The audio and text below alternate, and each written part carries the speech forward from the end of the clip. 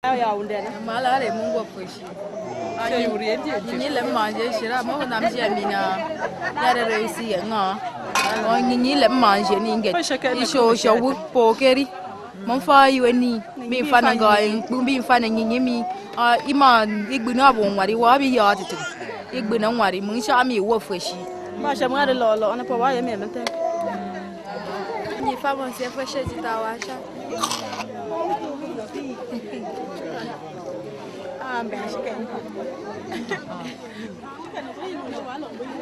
C'è l'oriente già lasciato. Che mangia?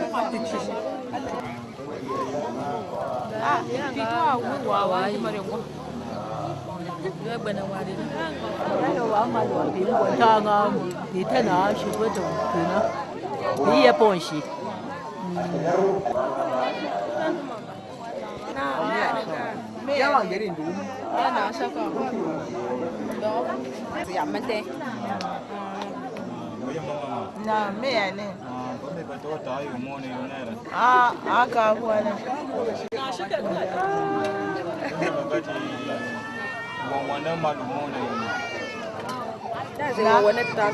Yo, kiwani zenti ndani. Makasa piepi. Iya ta yupi shupi weche to mankabila. No fa fi bonenti ne poni.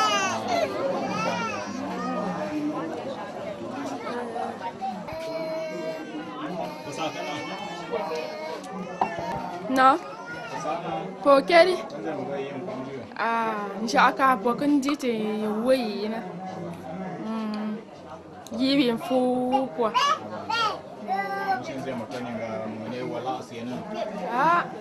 Ja andung kan pokeri we ko kan get dun siena.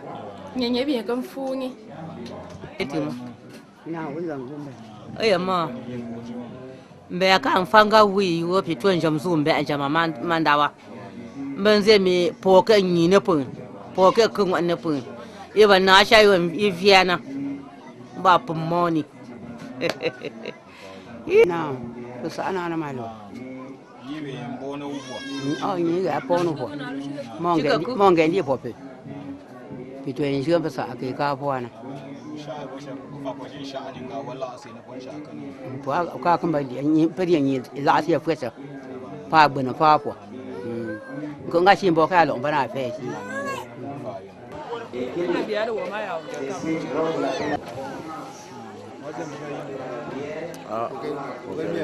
Ben pension pour mi wu ba ngana. Wu ya ba po kerina. Manga abi nge po pren yonta. Donc pi fa na Allah subhanahu wa ta'ala an shan va po. Manga shi mo po nga panze mi abu ne wo ni wo na shin bi shi on po mi zo mi ku zo mu po nkuri. Na da ba ndu wa mun ta period kuna na bi fa ni ko lai.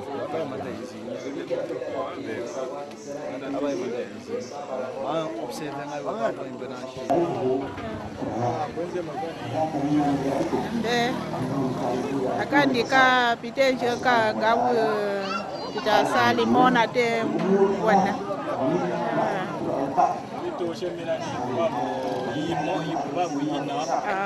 Nze mko mbu itasali shimo. Iye moro yina. Nze mko de lo shi.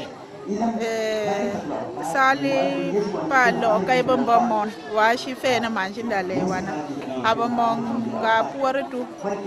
Ntwa me kai shinje yi nga ngana. Kuma shi ma kupshindu ma ye. Ikapia nga manashi. Aba yara ye ngure titimbi mba bwana na moni rititu yo maisha ali to mashina.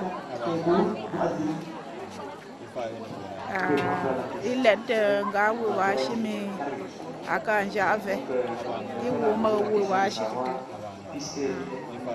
Lote yashi. Imanje mba ntam jukeri wimbu wa shi mande ntwa me. Ayene Non, anda porque non,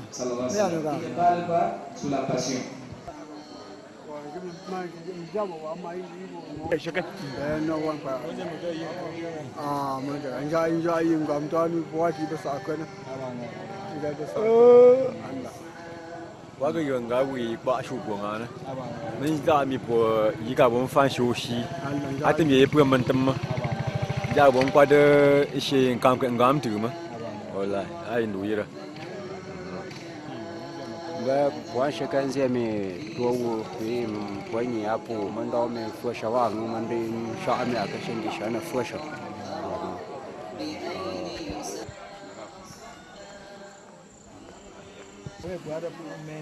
Inshallah. Kerja sara kayu pote pokong pamba pena penjangka pengen tua kan.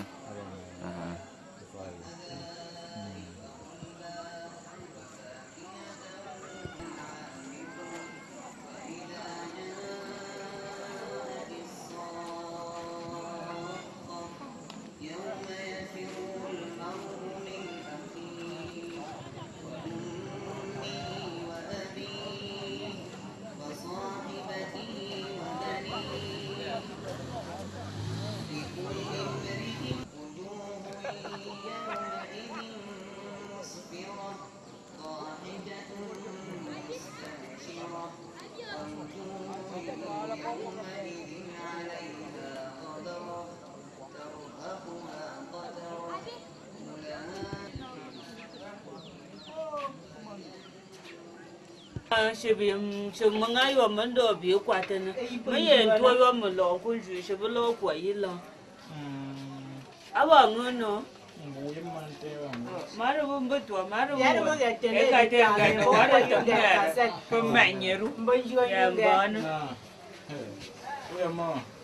Bây giờ mà làm. Bây giờ mà cái này dùng phụ dư của bạn chứ mà. Cái giang gà đuôi gì của bạn chứ mà. 我下有佛心下那个大山里我拉线我下去呢。买些下波米那里，你个米，你多那么些呢？Kan di kayu pagung ya aku sebiwa membu enggak puna enggak pagung. Masih mi pemalo nanje. Aja. Abang ya. Usahakan itu liu. Biwa. Asikatu. Fadila. Fadila. Malik. Malik. Malik. Mongo. Monji. Monji. Monjima. Najun. Setu. Sada. Mẹ cũng hòn kìa. Anh đuông gạo người gì mà xìa.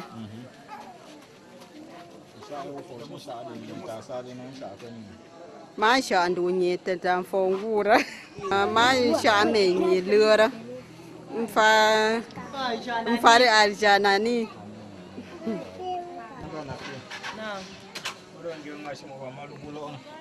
Saya nu kuma do. Madu me mangai. Alhamdulillah.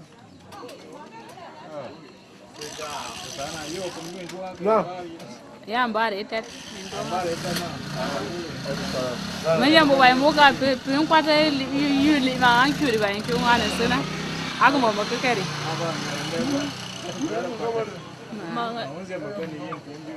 Pian fa nze mi fa ta sa di fa po.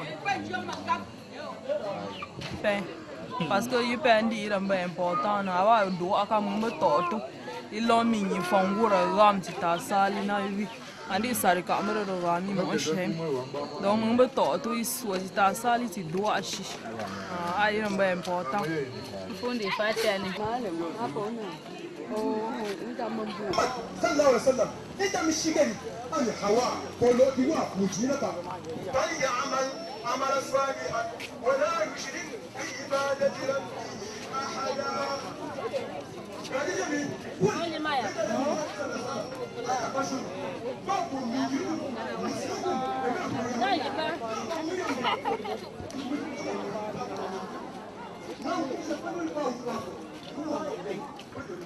Pensodima. Soigner Dieu de Allah subhanahu wa ta'ala et quand pensodima pour bon bon pendant soin abasa venga tu. Abasa venga di fongura. Mama be sodi nda peke sodi. Ni fongo mi sonin ti ka ban se yi fongo ni po mi. Sonin ti me ka po so ti won. Ru bo so de fe ni agba no. Wori ko. Kalu anu'minu kama amana sufaha. Kalu anu'minu afebe so de ka bankuyu. Ko fo bo bankuyu. Adawu ne ko. Ye ka ba yeshi ka de ba mushrikin no. Ala innahum hum as-sufaha. Aba mo bankuyu. Hum bona hum as-sufaha aba mo bankuyu. Hum bona la ya la bo jiya be mo bankuyu. Hum jiya أرجع شاء الله وزيه أتي بعتنا مسافة من فإن آمنوا بمثل ما آمنتم به فقد اهتدوا فإن تولوا فإنهم في شقاق فإنهم بقولنا هم بنا في شقاق وأبغى تمشى أمام من يوم القيامة أبغى تمنبا شكلوني فسافة أبغى تمنبا شكلوني نا يبغى ما أبغى بمسلمي ومن بيشوف يروح فقط بين فقط يسوي يقوم كأنه ما مدين نادمان بين جنگا وهي بويا الله ولا شيء كده ما هو مشي مو ما لازمني هذا ما شو نمو ده يوم جالسي ينزل ولمن ألف لام ذلك الكتاب لا ريب فيه هدى للمتقين الله من فقران يجري Qur'an ni bo shiga nan a bo shiga ran to bo yaga uyu fa bo fa mi na bo ya ma Qur'an din dan da man gui ma wannan min bo na yake Qur'an kare ana ibn zami dun shaki ba bo ibada o bin biya fa fa abu ba yu fa ni bo ayo ba ban din jon tafsir da shi alladhina yu'minuna bil ghaib ifa ya pa mutakin wa po ni fongura aba ko pe so de ti yu sina o yu ki ma sala ba bo de lu te ban zo ti ka fu lo mu ka po to ye bon ban pe to foye aba pesa ka ni o mu kiyama ishira pe to ba mi ra mi o mu kiyama ana bi yemi awwalu ma yuhasabu abdu yawm al-qiyama asawa fa yasala fakat aflaha wa anja wa in fadala fakat khaba wa kasira tum wa padala ko isi ni o mu kiyama no aba to awu mo de si to mo nta to be rena ana mo ko mu ma me ko fu mo hu de wa sen mo hu de wa ni bo de ko fu na wo da shisha to de bo ne bo be confusion ma wo min do shisha ndu zakasha ndu sadikasha ndu pungasha ndu denangasha ana ja ba Allah wala ta aya wa min inna as-salata tanha ani fakhshahi wa munkar abanda ndare mi to tuna tanha ana ngode mu ani fakhsha ni wa Allah ni faka nga wa ba faka ni to tuna ngone wa munkar min gone muni ga wayo Allah kanna awon mi kan totu enda mabuhu man kunza ayo bon fote simsima aba be wan je mon ga jugo de jeu mete mon ge mon gwa fa mbani ibi je njige ngai to wa ndo kwati no na manga totu re ni jwa no aka bubu wa to nda bo manga ko wa to da bo manga ko bo manga wa tupo manga ko ma ba ba mo yayo fa hana e ko shi totu tu mu di yana e ko totu tu mu din za e ko totu shan tu mu din dama e ko shi totu tu mu di kultuma e ko totu ba shi tu mu di jura bro ama ga yu totu ban shuru wannan tu da tu are fuko ka nan totu abun ne eno o ben ban man da lafiya totu wan je jambe le bro fo ba dota bon wa yu ko ben wa yu wat e mo yu da pra yu o ba ko do mu sie yu wa mi ba de pa no o be yi ma Allah ka kom adam nabi adam ibo matusia ifu anga ne mo na me pa mo mate ba fu yen lo ko Allah se chemele kai e ke fu yen ndu mo mon buyu yen do kun tuma yunke bon ye ko wundam tu bon da tu la po fa to te na ngonu shunga popula to na ko to tu ya man zen no ana ntonge da shi wumo shi wumo pu to tu ya ba ranke to tu no anda munen to tu no wona njo no poti inzi chiga wanje ti shikati mbejo ti mbami mbejo ti fane ba pu mbejo to ngun pa pu no yinga wo ponduni apa nduri ba munen tam ti bon da tu no won sha ba abu fa'ali ko ben fa no Allah yo mu kiyama Allah ko ru fa yo ajem kai wo gami wo ma fa lo bungo mi yo mu kiyama no yi fo wo shu wo fa mo sha ba yi fo wo mi yo ko ria bi fo ni rankeri no wo na ba ba no Allah yo ma fo ni no ba no ko shaitan mo sha ba Allah mi fi yo bo ti yo ko ni she mi de fo ni ba mo sha ba yi fo ba bo ni ganyi no binan tam shiga ko sa nga ma ma shiga ba shiga ni fongura shiga bi fongo be be mbu shiga mali anta aya popini an bin ta wani abu shiga zanket wa mbu shiga ga manda ga amma an tui ma ke mbu bu ma ta shiga ni bu ma siya bu fu shiga ni ma ma wani ba yuri bana yuri ma ma bonga ni nyande ga ma wo shiga bo shiga ni ban fu shapo shiga ni aba gbu an ga ka wanda tema shi imam wanda tema da lime ko ya ka illa ne to bari subhanallah wani yuri yura wanda wani yi mi da ne mu shi bane shi to yi fu shi aka shiga ni ba shiga mali hangara shi wa mu yu abi man fo ni na ke yu ba ma albe bin shu bi ya ba to gana ko ma sin shira ma be bo shi wo man za shi ga ban kun kuma je me wa sai ba me sai ga tinga shi wo mu ko riya an ga sha an ga ni shi ma al masi shi mi shi ko sai tumni na ba ni tum abin tum ni fon wo ko ga shan baban da tum abin tum ganna abin din tum shi mu ya zai wa ganna je na ko ga ma al kuma zai wa ni je na ba liya ga be ma fo ni na wo ma yo zai sha be fo ga ni je na uba wo ma re mi ariya ma alki ariya ma lu kushi ko ni ngante mo uye ma lo maka nze wa ma fo ni kan yire bo ngante me ba fana ngbe po wo ba ngba wo ri shi ambi yana mbiye ko ya fo ni na ma pe ande pishu ma ze wami mara buka hapo ba nyinga ngeru ma ginuka hapa ga banga nishu man nabiyuka para de pishi man muallimuka malimu bo wo pa de pishi man nabiyuka wa tele ngai pa sha pe fo mi assalamu alaikum wa rahmatullahi ta'ala wa barakatuh bien de chat ne compte à Bibungbia. Bien de chat compte à Bibungbia. Bien de chat compte à Bibungbia. Nimbo puto bo wina. Uman to impontene. Wadi ne mbugeshi. Ta manje ne yeneshu. Iyu bo wabangen kuni pangan maka. Yobangen kuni pangan. Bakun goshi bo ayu afoni yobangen ngana ja yu ne bungen. Uman to yuntenga. Wene memshomiet. When Mimsham yet, je pourrais voir mentionner mi, tu cas pas sujet chaman lui in charge of a man we bought a critic, she remember bought in Europe about woman for Capimi Nansan Zemi, Ambe go bad in Shema Puna, a year in Puim far, me to my can and open. When I'm to a 1 hour, you in Kuka. Twenty interview, but we did the partial pescati, but I go a mansian. Nkumasi, Pinsu Mapua, Pinsu Mapua Monkey, Pitansu Mapua. You know, putting another about the Lew. When you were in Shem meeting politics, Napa Lew. We're up to another about some Come on, tree body and Shunga. You pin shot me, she bomb you need let a partial pushing. But you and me, Papa Bashik, get me young with the Ramsmina. Aunt Wogan with the Ramju. You want one with the Ramju, Aunt Wongum can't wumble. When come Bashik, Mupami, Maki. Now, machine put Papa or San and Twangan. She have leashed me Pongan. The Papa target business and Twangan. Yankan Yawa was on there.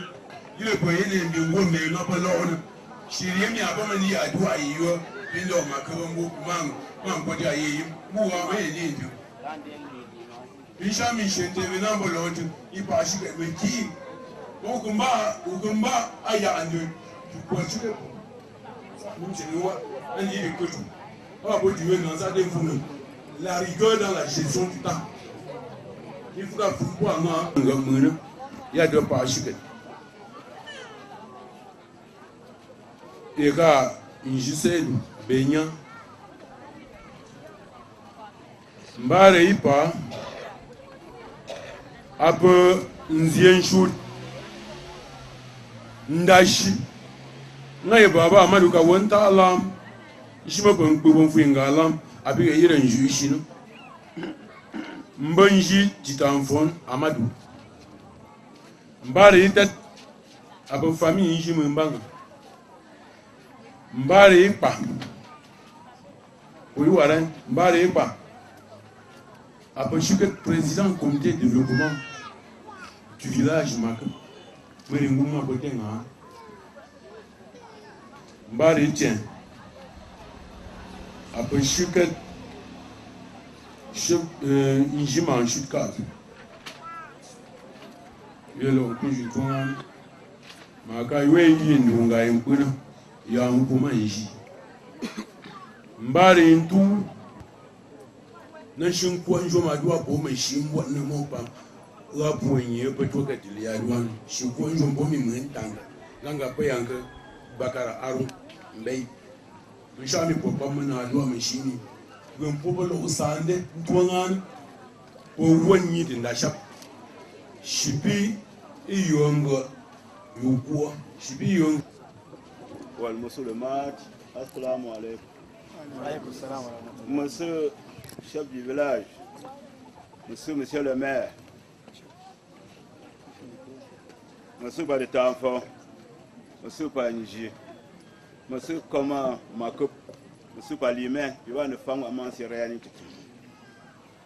Bonjour pour que vous écoutez. Donc vous pensez le même temps. Bonjour femme comme je peux aller chez quelqu'un.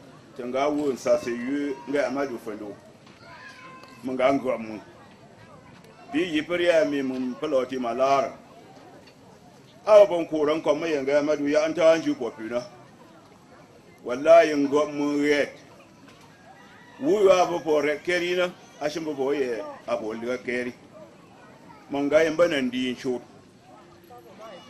ka be kan je shon kuran ko mana ndi shot tombe mena sonde ndia ye pechin tobe ndon po yin nga amadu sa se yuna akambo po fresher alle mbonga amadu fendo nuwa even tambe mi mo chika na kuna alle manjan wushi wanze mi yifongura wami mbanzi emi ngomo chishu apu aya akushu to mendo shipe wallahi wa palampo pula to mendo yo ashenda ampi popona kabun kwa anjua nge ngona mariare bima nkeni akena po nyewa ma banze mi moyo afabi ku chembanze ni pumporeni titune ko pumpi andi malama shika ngamo njimansam mbanze mi mbuba kurote ngampimba benze mi moyo apiore ne pureni nandi aba bondo mi kabu bantu afushi na ifonguro ga pupani bi ngwanyide ndachu fushi.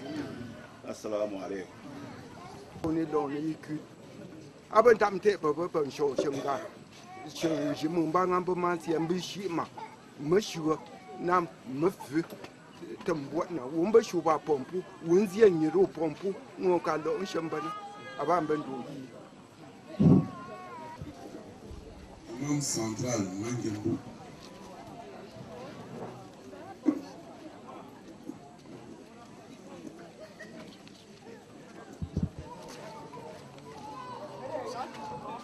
Imam Moussa Momanji.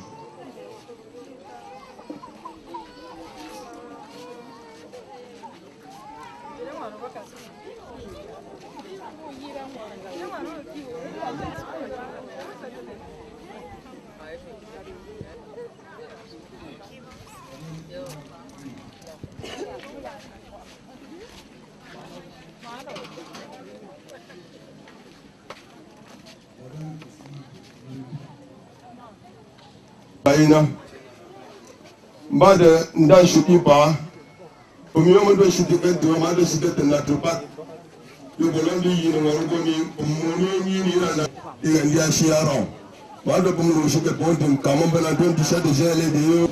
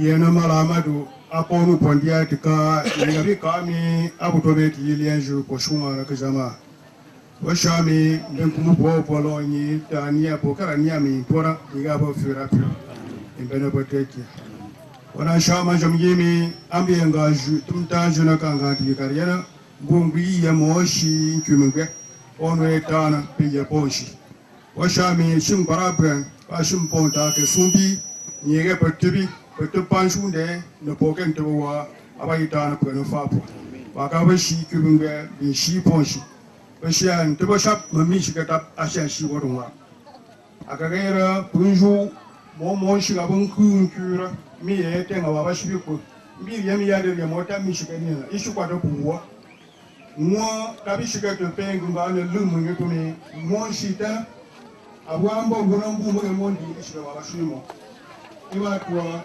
nisangwari tutuma ini mapshwa ko ko de tukumasi iwa mapshi matainu ini manjwa shendo mo bajal buka mo ba mo poti ngara iyo babu na ba mo poti ngara ma yo kuya mo shwa ayo anyi mo shwa njo suma kwa umbu mo te ngaro anga ngira yali shwa wa shwa ga ye mbeshi tsami o umcho no shwa ke ga wa shwa ubungun su shuru da samu da fara kan na yeshi da shi ga da ya don kuma ubu yambu wa wasu wasu to kun ku yi shi ba ban so shi mu sa ne fer ko fa ko sha mi imamu Idris ne na fa fa di yu da na da kona fa ta na ko na go an go bo shi ba muslimi ne ba imam ya ba shi ma sai na ba su ta su shi wo pa kamma sai na ni fi wala pusha fa sha mi mimi shi garwa shi kan na ni ga pa fi da ne to wa tu sai fa Why if you don't buy a clue, Allah will shame you.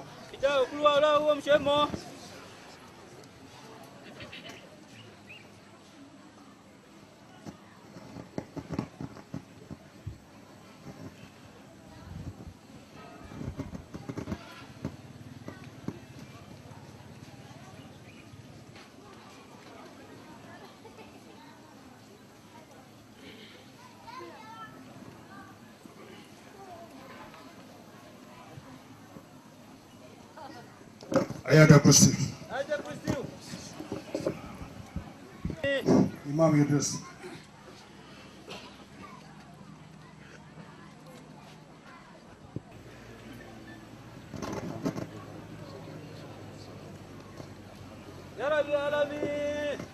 Baja fuwa upo mbenyi bikasa kene nyi opsheme. Abia mena nyi po yumi de Islamic fapo. Fatia.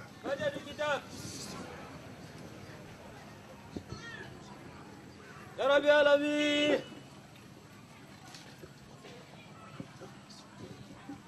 Piani shika wito ngwanda nga yinyi fongura.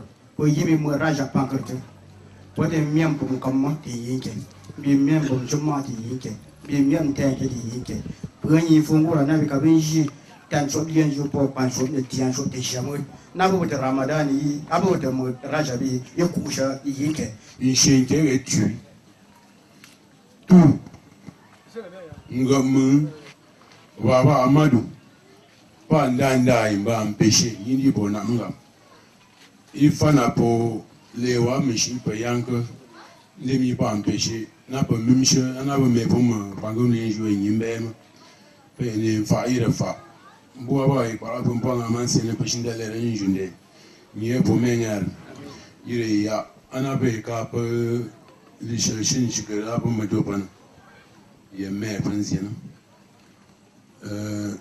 barabun assalamu alaikum ayyuha jama'atul muslimi wa muslimati monsieur Kessengaï monsieur le maire commune Malantou monsieur chef de village monsieur Baïchi il y a un don de tenir fan wa masi il chike que ou pe ou wa ma dum fungo dan ta mi mun ko ban biye shikin ito shaka po an ngar mi ama ngam shi mun ta riye mu man ta riye mi u ye kish wan ba yishi o shi ta pe ma shi nguna u ta pompi ibe yu u bin ta pompi jo mi e yu na na man do nga manga ngwa do na nga manga wa madu fundo ikabu to fit mu wo na fi fe nga pe tu chon kutu ya iwa yo mi ive mbomba iyo mi ya fa shike po ni ma pini tu na kunda imi be anapa amali shike teli ite shi maka popon fa pa ni mwa fe yi nyam wa shi mi shike atam tu pe bo ren maka mwa ko to benzie wa madu fundo wo poten ku idia iba yesu mwa ko to benzie mbai mun zieng bai tu yung bai pa pu ipa man kie fu te ru shi yin di na nga ke ka nyin fit mu te da yu ntuo me ye ka pa te jom ni ma jom da ba ifa shi man zieng nga ba bo mo pe ma kam she ya wen ji pi di ma bu ma ba ya ra du mi na mo ko ba mi pa ja shu da we pu ndo ko te mi to sha sha nguma ke yo sha ya tin ko ngo ku shu da ba bo me in tong ku ba me man zai mu ben ke ben be re ile shi ni la mi fa a fe me luo nga shi fa yo ma ka tam la ran an du ne pa fa shi a bu yo bi to yo bu na bu bi a ge ka ana te bi yo ma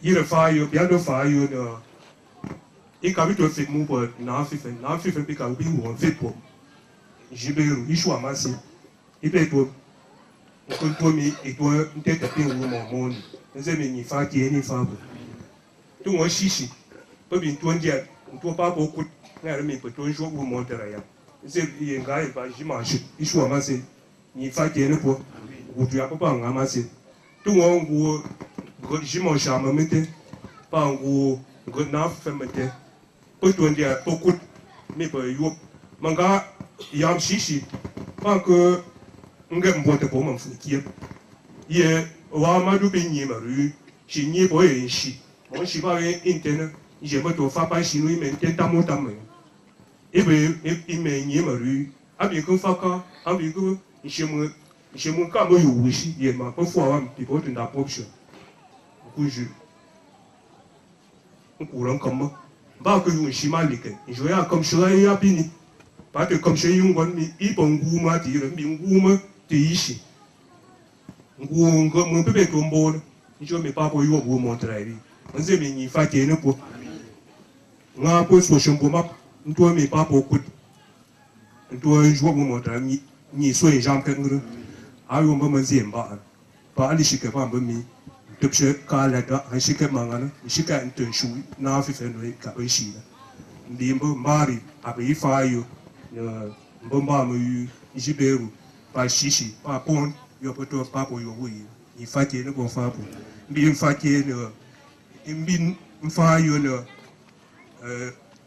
range ka po que je me pi pa ali shikete ru te pingu monte mon wi salamu alaikum rani man shika panga ma du yira aba sasapa yo nkaban krumeli buba kpung abete mvara rani yembe menga chigu pushika ngonga baka chswanda mbunga swanda pa ma shia ma benji mumbanga yo bu yin wadu na menzia mi yo ma chto adiana aba mi shiwa yo ban shiwa na ni film farmer mugamba ma jo mi budan swanda chmamba shura puan wana shi ndi ra na mu mun fa yo ni min bu mun di kushi andu yi jama'atu muslimin wa muslimat assalamu alaikum wa rahmatullahi ta'ala wa barakatuh masu namun ba masu tranfo masu komshin masu pamal ba na fan wat ma shi rayani tin ba piye shi Il faut faire manger. Il peut te faire aïe ni reine. Faire aïe ni reine. De cas, pour un young. Oui, mais you are getting puna about young. About Namga. Up what I need to. Bamundo Mengo. What on what I get? Me being sadly. Near me, she me in Shaman shoot at you. Apa ye. Bottom for me. John Q. Cup of Shoshana. Morashigo. I have a man's in mammy. Year by year, Pekina. And she goes young woman when I shoot a young, and she me, a payabana. Have I should be a tesupa, a panama, should be up what I ended. Buntua for I.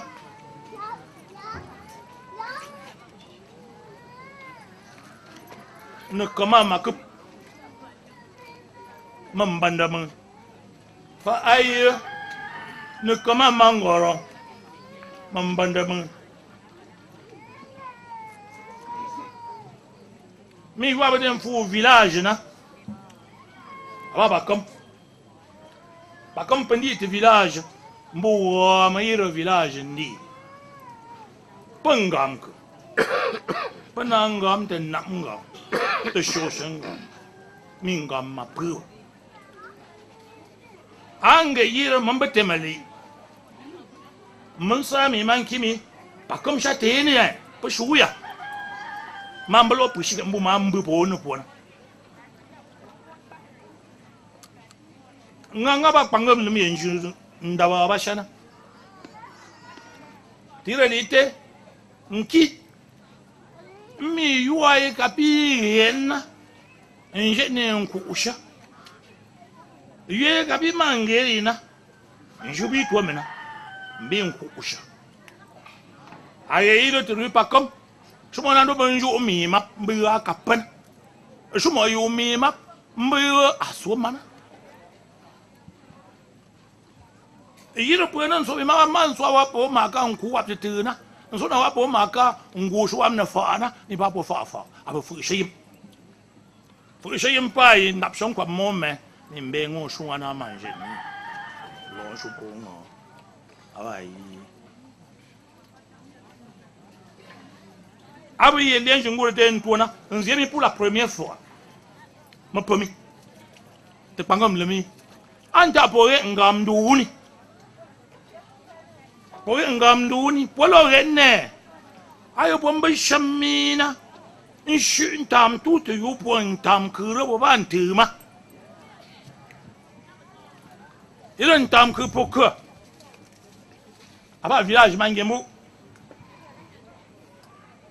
Je ne suis pas un tunjama. Apa comment ngebo mambadam. Tout m'a communiqué. Tu as communiqué. Pas encore je m'en prends you. Je m'en vais manger. Ma pour te. Nambi nyam prendre quoi yam. Aye ne, il va y unga. Peut-être que ran semi. In shen kompon fana. Et you ain't got a pair among body, means you ain't got me, Pumpapo can carry, Mbe, Puntam Pashi Pongayim, Punang Pasham and got on a corner. If you don't boom too much to payment, do Pacom over Macavan Swanama. Yam Pacom no Kunda message you my fan. Message of Maka. Abame, Ngupacom Mente Pum Shampoo Shunda, in Jingura, Mflantian. Pour y pour manger. Il y a même des bons âges. On va manger là-bas. Si il était là. On va bosser. Les villages pour un homme éclairé. On va monter ça. Oui, je m'en gagne si je suis à télé. Il y a un peu facile pour un homme pour y pour le roi. Ma va le beau père. Faut pas que les gens puissent pas manger dans l'homme pour là. Oui, c'est que les potes vont engager. Pour choix on va facile à Amazon. Qui y pour la pour y. Ah, mais fourni, moi, mon jambes, il me peut pas sur le objectif. bu ma ko ya kan bi ma ke shiga bi ka fashi ni adon su fero ma ji ja ti mi ni wa ba ma du fa bo ntori kan ba go ponto shu ba shu wana bu an jom ba si pa aba ti sermon officiel ma to si pa mbe buntu apla buntu fa jira ba ma ke le jwa ma mana ban so la pa sa ko ma ti dungo bu an pi ka won jere yero ke fun ko ka ba bi so to ko fu de so ya nga ati an ma bon ji en ma man zi ngami e wa fa jin zi mi shike ndi re ku ba shike shu shi bo shike ye bo shike shi she tu mba namna o ko shu mo ili etito fa shi ngon ta do tanto ye mo li na ma ji o ko shu mo ku di do o fu ma le ba ya na ka ki pam ku e ma ngan ke ni aka pam bo shike an do bon bi so mi tu she shi po ku tu she shi po ku mbamba yo pinji be shekena mbunzie male ndu pwele ba njomina buma mi veshize mapeta po lord banje buma ndita po mu make tozi mi shi mabe mazo ba lo ma ba lo yo be papiso e be chef de quartier itu enfambu imandu itu ande pwele abeta mon kwa mwanzie mi njuta ko kushi andi politique na bongo me ata ko kushi